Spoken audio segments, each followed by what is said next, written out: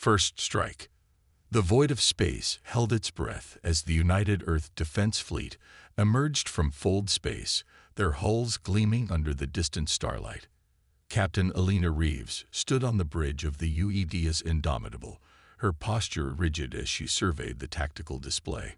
57 ships, Earth's finest, arranged in perfect formation. This wasn't just a battle group. It was humanity's answer to the question that had haunted them since first contact. Would mankind survive in a galaxy that had already consumed countless civilizations? All ships reporting ready, Captain, announced Commander Jackson, his voice steady despite the tension permeating the bridge. The Khazari fleet hasn't detected our arrival yet. Alina nodded, her dark eyes fixed on the holographic representation of the enemy armada.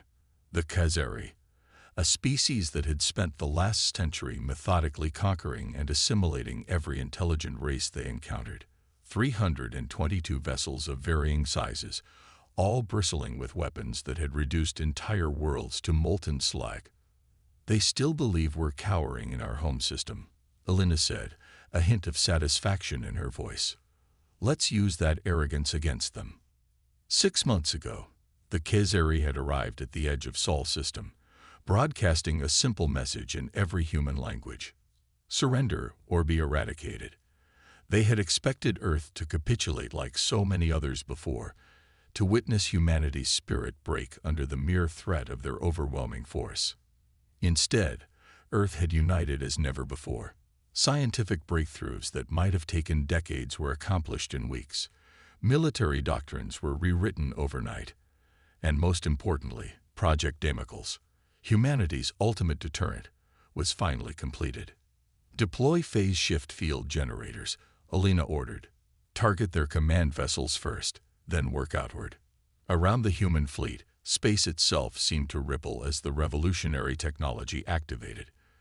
Conventional wisdom throughout the galaxy held that ships needed massive energy shields to survive combat. Humanity had taken a different approach. Why struggle to block an attack when you could simply ensure it never connected? Phase shift at 100%, Captain, reported Lieutenant Chen from the science station. Targeting solutions locked. Alina took a deep breath. This moment would define humanity's place in the cosmos. Commence Operation Thunderstrike. The human fleet moved with choreographed precision. Ships that had appeared motionless suddenly accelerated to velocities that should have torn them apart. The phase shift technology didn't just protect them. It allowed the vessels to partially exist outside normal spacetime, bypassing the physical limitations that had constrained spacefaring races for millennia. The Khazari, masters of 100 star systems, didn't even have time to raise their shields. The first salvo of graviton torpedoes, weapons that temporarily increased the gravity in a localized area to crushing levels, struck the Khazari flagship. The massive vessel imploded, collapsing in on itself as if squeezed by an invisible fist. Their fleet is attempting to reorganize, Jackson reported, his voice betraying his disbelief at how quickly the battle was turning. They're trying to establish a defensive perimeter. Alina allowed herself a small smile. They won't have time. The next wave hit like a tsunami. Quantum disruptors, weapons that destabilized the atomic bonds of their targets, tore through the Khazari formation. Ships didn't explode. They simply ceased to exist as coherent matter. Enemy vessels are attempting to retreat, Chen announced. They're activating their fold drives. Neutralize their jump capability, Alina commanded. From the smaller vessels in the human fleet, specialized drones deployed, each carrying a fold space inhibitor. The Khazari ships found themselves trapped, unable to escape as the human assault continued with merciless efficiency. In the command center of the Khazari fleet, Supreme Commander K'Ver watched in horror as his forces were decimated. For 3 centuries, the Khazari Imperium had expanded unchallenged. Their technological superiority had been absolute. Now they were being systematically destroyed by a species they had dismissed as primitives. Impossible, he hissed, his segmented exoskeleton clicking in agitation. How can they move like this? How can their weapons penetrate our defenses so easily? His subordinates had no answers. Their sensors could barely track the human vessels, which appeared to flicker in and out of reality. Their weapons, designed to overcome the most advanced shielding in known space, passed harmlessly through the human ships as if firing at ghosts. K-Ver made his decision. Divert all power to the main cannon. Target their largest vessel. The Khazari's ultimate weapon, a planet killer that converted matter to energy in a devastating beam, began to charge. It was their last hope, a weapon so powerful it had never failed to destroy its target. On the Indomitable, Alina received the warning. Captain, they're charging their primary weapon. Energy readings are off the charts. She remained calm. Activate the Aegis Protocol. As the Khazari weapon fired, its beam cutting through space toward the Indomitable, something unprecedented occurred. The human flagship didn't attempt to dodge or absorb the attack. Instead, a specialized field enveloped the incoming energy beam, redirecting it in a perfect arc back toward the Khazari fleet. The result was catastrophic for the aliens. Their own weapon, reflected with precision, carved through their remaining vessels. The survivors, witnessing the impossible, broke formation and scattered in panic. Enemy fleet is in disarray, Captain. Jackson reported, his voice now tinged with awe. 90% of their vessels have been neutralized. The remainder are no longer combat effective. Alina stood, addressing the bridge crew. Commence final phase. Capture their technology intact wherever possible, and prepare a transmission to Earth. The Khazari threat has been eliminated. The battle that military analysts had predicted would last days, possibly weeks, had been resolved in less than 5 minutes. The Khazari Imperium, terror of the galaxy, had been broken by a species they had considered beneath notice. As the human fleet secured their victory, capturing disabled Khazari vessels, and rescuing those aliens who had surrendered, news of the battle spread across subspace channels. Throughout the galaxy, species that had lived in fear of the Khazari watched in stunned disbelief as footage of the engagement was transmitted. Humanity had arrived on the galactic stage not as another victim, but as a force that had accomplished the impossible. Earth was no longer just a blue planet at the edge of an unimportant spiral arm. It was home to a civilization that had defeated the undefeatable. In her private quarters later, Alina reviewed the battle statistics. 27 seconds from first contact to the destruction of the Khazari flagship. Another 3 minutes and 12 seconds to neutralize the remainder of their fleet. Total human casualties, 0. A communication alert interrupted her thoughts. It was from Earth Central Command. Captain Reeves, began Admiral Torres, her expression serious despite the victory. Congratulations on your success. However, we've received communications from 12 different alien civilizations in the past hour. The galaxy has noticed us, and not everyone is celebrating. Alina understood immediately. They had solved one problem and created another. By demonstrating such overwhelming power, Earth had inadvertently positioned itself as the new threat. What are our orders, Admiral? Return to Earth with all captured technology and prisoners. The diplomatic corps is preparing for first contact with multiple species. It seems we've been invited to join something called the Galactic Conclave. As Alina acknowledged the order, she couldn't help but reflect on the irony. Humanity had spent decades fearing discovery by hostile aliens, only to emerge as the most formidable military power in known space. The real challenge was just beginning. Diplomatic shockwaves. The Grand Hall of the Galactic Conclave hummed with anxious energy as representatives from 27 civilizations gathered for an emergency session. At the center of the massive chamber, a single podium awaited the human delegation. Captain Alina Reeves, now adorned in the formal diplomatic uniform of the United Earth Government, approached the podium flanked by 2 officers. The whispers that had filled the hall ceased immediately, replaced by a silence heavy with apprehension.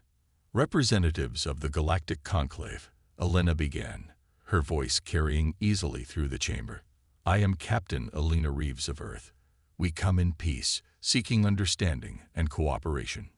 The chamber erupted in a cacophony of translated objections, accusations, and demands. The Arbiter, a tall, crystalline being who served as the conclave's moderator, raised a luminescent limb to restore order. The humans have been granted the floor. The Arbiter's harmonic voice resonated. Let them speak before judgment is passed. From the Xerillian delegation, a reptilian diplomat rose. We have all seen the recordings of your attack on the Khazari fleet. For centuries, no civilization has been able to stand against them, yet you destroyed them in minutes. How can we trust that humanity will not become the next conquerors? Elena had anticipated this. The Khazari came to our home system with the explicit intention of subjugating or destroying us. We defended ourselves with the minimum force necessary to ensure our survival. Earth has no interest in conquest, only in protecting our sovereignty and contributing to galactic stability. Minimum force, questioned a hovering delegate from the methane-breathing Voth collective. Your weapons and defensive capabilities exceed anything in our shared records. Technologies that our greatest minds have theorized might be possible in centuries, you appear to have mastered already. Before Elena could respond, a transmission interrupted the proceedings. The massive display at the front of the chamber activated, showing a Khazari battle group, 40 vessels approaching the conclave's neutral space at high velocity. The hall erupted in panic. The Khazari never attacked the conclave directly. It was a violation of the one treaty they had honored throughout their bloody expansion. It appears, Elena said calmly, cutting through the chaos, that we didn't eliminate all of their forces. The survivors have regrouped more quickly than anticipated. The Arbiter turned to her, the crystalline face unreadable, but the voice urgent. The Conclave's defensive systems are designed to repel conventional attacks, not a determined Khazari assault. If they strike here, the political heart of our galactic community will be destroyed. Elena nodded and activated her communication device. Indomitable, this is Captain Reeves. The diplomatic situation has evolved. Deploy the fleet to protect the Conclave. Within moments, the human vessels appeared near the Conclave station, positioning themselves between the approaching Khazari and the diplomatic hub. The delegates watched in tense silence as the vastly outnumbered human fleet faced the vengeful Khazari. Supreme War Leader Marak, who had assumed command after Kiver's death, transmitted a message to all channels. His chitinous face filled the chamber's display. This is your reckoning, the Khazari commander declared. Humans, you may have surprised us once with your technological trickery, but we have adapted. And to the Conclave, your time as arbiters of this galaxy is at an end. The Khazari Imperium will not be denied its destiny. Elena stepped forward. War Leader Marak, you have violated Conclave neutrality and threatened peaceful delegates. Withdraw your forces immediately, or face the consequences. And Rock's mandibles clicked in what might have been laughter. You have 7 ships against our 40. Your advantage of surprise is gone. Surrender now, and perhaps we will make your extinction painless. Elena turned to the Conclave delegates, many of whom were preparing evacuation procedures. With your permission, I would like to resolve this situation before it escalates further. The Arbiter, after brief consultation with the senior delegates, nodded. The Conclave grants humanity authorization to defend neutral space. With that formal approval, Elena contacted her fleet. Commander Jackson, you have tactical command. Implement Operation Checkmate. Outside, the 7 human vessels abruptly changed configuration. Sections of the ships that had appeared to be standard hull plating reconfigured, revealing specialized emitters. The Khazari fleet, committed to their attack vector, fired their first volley of plasma torpedoes. None reached their targets.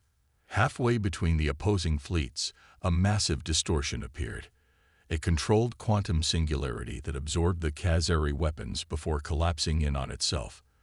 The human fleet hadn't moved, hadn't fired a single shot, yet they had neutralized the attack completely. What you witnessed in our first encounter was indeed our defensive technology, Elena explained to the stunned delegates. What you're about to see is our true offensive capability. From the human vessels, minuscule projectiles, barely visible on the Conclave's advanced sensors, accelerated toward the Khazari fleet. Upon reaching their targets, they'd bypassed the alien shields entirely before detonating. These weren't conventional explosives. Each projectile contained a minute seed of programmed matter, nanomachines designed to disassemble enemy technology at the molecular level. The Khazari weapons went offline first, followed by propulsion systems. Within 60 seconds, all 40 vessels were drifting, completely neutralized without a single hull breach. In the conclave chamber, silence reigned. The delegates stared at the display, trying to comprehend what they had just witnessed. Alina broke the silence. Representatives of the conclave, Earth does not seek to replace the Khazari as conquerors. We develop these technologies for defensive purposes only. However, we recognize that such power comes with responsibility. The Arbiter approached her, crystal limbs resonating with a frequency that denoted deep thought. You could have destroyed them completely. Why didn't you? Because that's not who we are, Alina replied simply.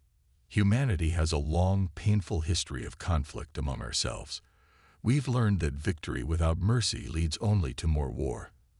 The Khazari crew members will be detained humanely until a permanent resolution can be determined. As the delegates processed this, a new respect began to replace their fear. Here was a species with the power to dominate, choosing restraint instead. The Xerillian diplomat spoke again.